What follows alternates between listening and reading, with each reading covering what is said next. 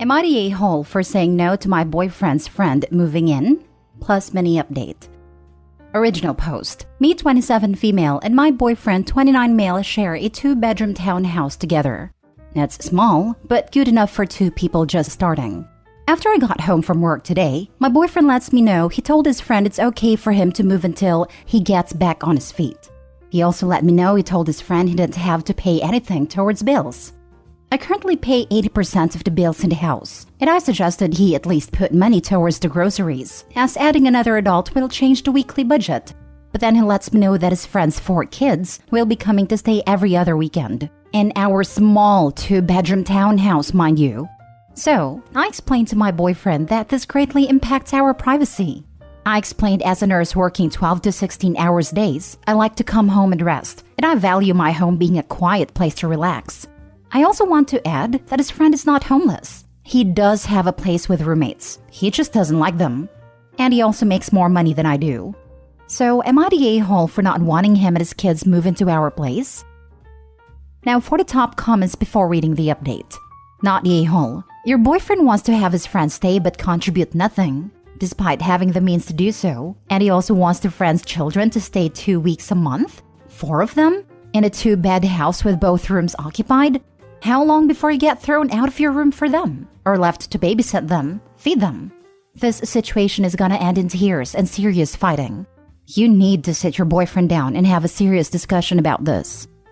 He tried to justify it as he would be saving to move into a new place, to leave faster. I told him no when he asked, and he said I was being selfish. I feel like I'm putting up my boundaries and wanting my personal space respected. Someone moving into your home is a 2 yeses, 1 no situation. Either both people are on board or it does not happen. Anyone who does not want someone to move in has full veto power. If your partner wants to be able to invite people to stay without consulting anyone, he should get his own place and wish to do that. My no would be non-negotiable, and I wouldn't even spend time entertaining arguments about it. The discussion would actually center around what made you think you could actually tell this person they could move into our home without consulting me first. For me, this would honestly be a crossroad in a relationship. I would be seriously reconsidering whether I can be in a relationship where the other person doesn't respect me enough to consider or consult me in major life decisions that affect me. The only way I would stick around is if he were genuinely apologetic, and if he accepted the responsibility of telling his friend no, and that he shouldn't have offered at all, without blaming me or guilting me. And I highly doubt that would happen. Also, why are you paying 80% of the bills? Sounds to me like he doesn't appreciate his own practically free ride and is offering it to others on a whim. I'd shut that down. Not a-hole. This is absurd. Each detail you've given makes it even more ridiculous. Your boyfriend and his friend need to get a place together. Well, that was my exact thoughts. If my input doesn't matter in the home, then I'll find a new home where my input is the only one. He just made me feel horrible for saying no and being mad about it, so I had to make sure I didn't seem like an a-hole for saying no. The fact that he had the audacity to be mad about it shouldn't be making you question yourself. It should be confirmation that he doesn't respect you. You should be angry at him for offering without even consulting you. Yeah, Reddit always say don't say this, but I'd end it. Not the a-hole and confused as to why you would think you're the a-hole. Obviously, it's nice to help out your friend who's going through a rough patch, but if you're paying 80% of the bills, then it's basically your house. The fact that your boyfriend didn't even think to ask you before telling his friend that he could move in and have his 4 kids stay every weekend is insane. And his friend isn't even going through a rough patch. He could get a motel or something if things are that unbearable at home, or at least offer to pay half your rent, since he'd be taking up half the house. Also, if your boyfriend's friend thinks that 1 bedroom in a 2-bedroom townhouse is a suitable place to house his 4 children on a regular basis, then he probably shouldn't have any custody of them. Are they going to sleep on the floor? That's so unfair on those kids. Your boyfriend is an a-hole, and possibly gaslighting you if you honestly think you might be an a-hole for not agreeing to this, to be honest. And your boyfriend's friend is an a-hole too, for even considering asking his 4 children to sleep in some random person's small house on the floor on a regular basis. Well, at first I didn't think I was the a-hole, and then after being told how horrible it was, I wasn't willing to be more flexible, and sounding rude for not wanting to give up being able to relax after work, I felt bad and kinda selfish. Now for the update. I've read all your comments. I know I'm a horrible people pleaser, and my love language is to take care of people, and oftentimes it's taken advantage of. I currently live 5.5 hours away from my family. I didn't want them to worry by telling them what was going on. But I decided last night to call my sister and mom. I decided it's a blessing he found someone to move in, because now he has someone to help him pay bills, as mom said, so I can move out and not feel guilty he could end up homeless. I found a friend to stay with for my 2 weeks I'm going to put in at work. Then I'm going to be moving home. My parents are more than happy for me to come back for the time being. At one point, it was hard to leave because everything was in my name. Hydro, water, internet, and everything had to be paid off before I was able to take my name off of these. Believe me, I've tried to leave more than once, but being 5.5 hours from your friends and family makes it hard to ask for help because you don't want them to worry. My mom and dad are going to help me get everything taken out of my name. I know I'm an adult, but the only other place I rented was all included. So I have no idea how to get my name off of things, but no time like the present to learn. Next story. Am I the a-hole for telling my boyfriend he is financially cut off from me and I will provide zero help if he buys a pug puppy? So this situation involves me, 28 female, and boyfriend, 27 male. We have been together for about 2 years and some change. We live together and split all the main bills, but the rest of our paychecks we keep separate and spend how we wish. Typically, this works fine, but despite him earning the same, sometimes more than me, he is not great at budgeting. He gets takeout almost every day, buys coffee out every single day, sends his god-awful abuse of mom money whenever she asks, etc., and I've had to help him out with money multiple times. But the real issue started when he brought up wanting to buy a pug puppy. Now, I work in veterinary medicine as the lead vet technician at my clinic and frequently see firsthand the suffering these dogs go through due to bad breeding and even just their breed standard anatomy. Plus, they are prone to so many chronic expensive health issues, and I've found over the years that no matter what the other person says, if you work in my field and they get a pet, a lot of the harder care aspects like medical will fall on you. And honestly, I find buying a pug at all to be unethical and something I'm not okay with. I certainly wouldn't be willing to bring them into my clinic and shoulder the responsibility, which I know would happen. I love my boyfriend, but this is a guy who thought neutering a dog involved removing their junk, and even says he knows nothing about animals until I met you. Who is going to have to manage the situation when his dog has chronic allergic dermatitis/otitis or IVDD, or one of the other million issues they typically end up having? Me. I already know it. I explained all this to him and he got quite upset with me for completely shutting down what he wants. I told him a small mad dog isn't out of the question. Just not a pug, or rather brachycephalic dog, and not a puppy. They are far too much of a time and effort commitment than either of us can provide, and wouldn't be good for anyone. I don't like to admit that I pulled the "this is literally my career field and I know what I'm talking about" when he kept repeating, "well, you don't know that," because yes, I kinda do. I am also not proud of this, but I told him if he did get the pug puppy, I would never help him out again with money, and I would give him zero help with the puppy, including bringing them into my clinic as an employee-affiliated pet for at-cost care, cheaper but by no means free, nor medication. He was pretty shocked when I said this and left our apartment to go cool off. And I guess he told our mutual friend because they told me via text that I was being a witch about the whole thing and must hate animals. All my coworkers agree with me, but I know they're obviously biased. Am I the a-hole? Edit to add, this mutual friend was his best friend before we started dating, and they became my friend too, or at least I thought they were. While what they said is horrible and not okay, I have a hard time believing my boyfriend actually called me that to him. Even when we argue, which is not often but happens, he has never used any language like that, or anything even remotely disrespectful, and I would not tolerate that. He is immature at times, but never like that. My clinic is actually part of his shelter. I talked at length with him about how we could foster one of the dogs from work who was compatible with us and our lifestyle. Size, energy, age, cat-friendly, etc. before adopting, and he was not happy with this. He also was not interested in mixes with pug who didn't have the extremely short face due to not looking like a pug anymore. That's when I got a little more forceful with my ultimatum. If we got a dog together, then I would be happy to take on the lion's share of things, like medical care, because this is a pet we got together and just makes sense.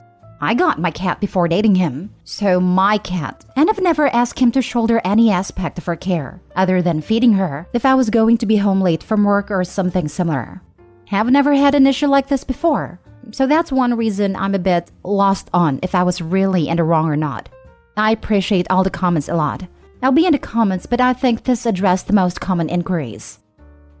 Not a-hole. If you won't consider your professional opinion, backed up by even casual research, then perhaps drawing this boundary will make him realize this is not a capricious decision on your part.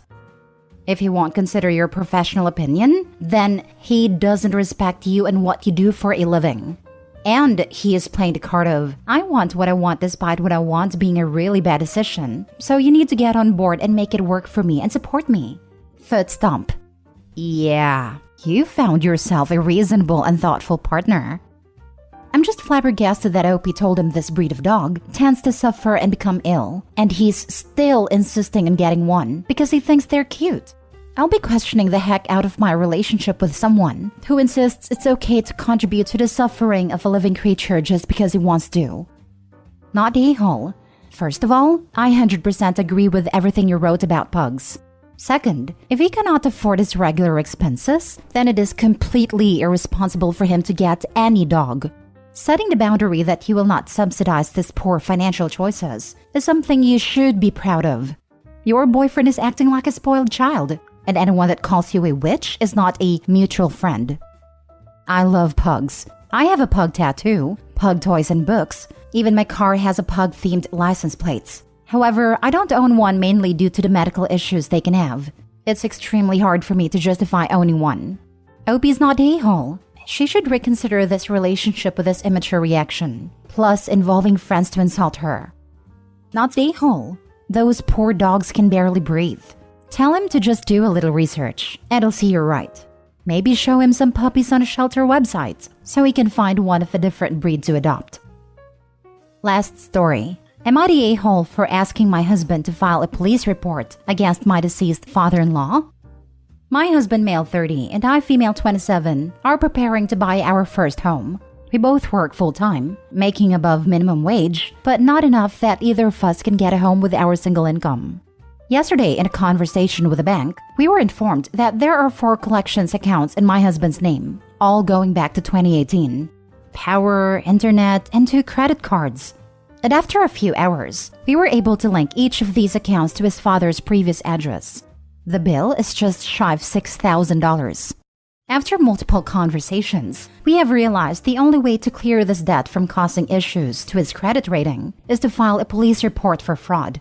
But his father died suddenly last September, and my husband doesn't want to tarnish his father's name and is afraid his family will look down on him for doing this, so he's on fence of how this will look if it gets out. I look at it differently though. We took a massive hit paying for the funeral, as father-in-law had no money and no life insurance. I know it's his dad, but we will be years recovering from the implications of this. None of the recovering agencies are willing to give us a bill paid in full, and even if we do pay his debt, we will lose the down payment we have busted our behinds to raise again over the past 7 months. We aren't even close to having the buying power we had last September because we only saved about half of our original down payment. So, am I the a-hole for asking him to make the police report? It's not an ideal situation, but how much more can Aleta's father's poor financial decisions in life impact our future, especially now that he's gone? Now for the comments. Not the a-hole. My husband doesn't want to tarnish his father's name. The person who committed fraud and has made your lives very difficult? His family will look down on him for doing this. Even if they find out about it, do they want to pay off the debts? Yep. Anyone who says he's doing the wrong thing needs to pay the $6,000, plus interest it's costing OP, to not file the police report. If they aren't willing to be $6,000 down, then they don't have the right to complain. Tell the family they have 2 choices: put up or shut up. Not the a-hole. He tarnished his own reputation by committing identity theft and fraud. You're living and need your credit cleared. That guy doesn't care anymore. Don't bother telling the family. They likely will never even know about it unless you tell them. Not to mention the dad had absolutely no issue tarnishing the son's reputation and ruining his future when he executed the fraud. The father knew exactly what the outcome would be for his son when he did this. And it's unlikely this was the father's first grift. Opening up multiple utilities for multiple years isn't like one bad choice was made. He's probably done it to other people too. Edit. As some of you might have gathered, yes, my husband has heritage reasons for trying to honor his father even in death. And he is also a junior. He is an only child and was raised only by his mother. His father did not sign his birth certificate, but was a large part of his life. His father's estate has gone to probate court to be settled. Because of his accent and his dislike for confrontation, my husband actually had me speak to everyone yesterday. Collection agencies did not have our address or his phone number, which is why we have not even hounded. Everyone I spoke to has told me they have no success in reaching him since they acquired the debt. So no, he wasn't hiding something. He didn't know. We have had complications with the credit bureau for the last 3 years, trying to access my husband's credit report. We have had to go to the police station and show several pieces of ID, send in letters to confirm his identity. It took the banks to get us to do everything again to resolve the issue. Originally, we thought it was because there was no activity on his credit report. Now we know that at least one account used his father's social security number with my husband's date of birth and created issues. Finally, for those people who want to know what the price of my bad feelings are, I just paid $18,000 out of pocket to make sure this man wasn't buried in a cardboard box. I loved my father-in-law, and had he told us about his financial struggles, we would have helped him. This isn't even about the money. Yesterday, I asked every agency if they would just put paid in full next to the bill, and I would pay it off, and I'll save the money again. But they wouldn't take the collections office credit score. It's not 6 months worth savings that I'm concerned about. It's the 3 to 5 years that record can stick to his account, which will stop us from purchasing any time in the near future. Finally, my husband needed a minute, but he called me today at lunch and said he has to do what is right for our future. He is going forward with a fraud report this evening. Thank you all for the reassurance.